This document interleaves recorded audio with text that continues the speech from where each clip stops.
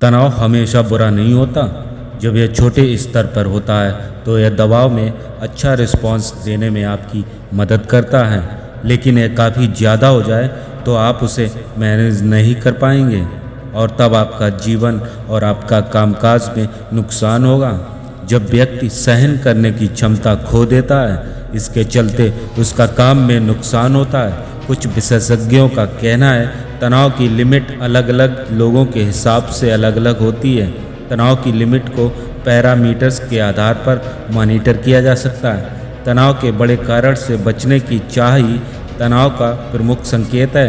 Mental health portal mind factory के founder और psychotherapist doctor Vihaan Sanyal ने कहा, कई लोग ज़्यादा तनाव के माहौल में जीना जारी रखते हैं। उन्हें इस बात का पता ही नहीं होता कि बार बार सिर दर्द, बार बार गुस्सा होने, ठीक से नींद न आने का संबंध तनाव से हो सकता है। ये लक्षण तनाव के हो सकते हैं और इन्हें आपको खुद चेक करना चाहिए।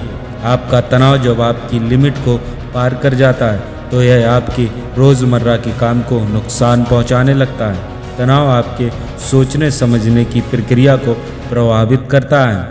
तनाव से निपटने का तरीका, पिछले अनुभवों से मौजूदा कामकाज पर प्रभाव न पड़ने दें।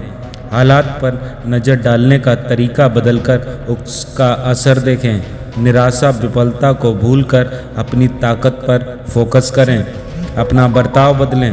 बेकार चीज़ों के लिए ना कहना सीखें।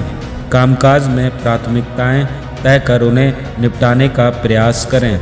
नियमित एक्सरसाइज करें, प्राणायाम और अच्छे खान पान पर ध्यान दें और टेंशन हमेशा के लिए आपसे दूर रहेगी।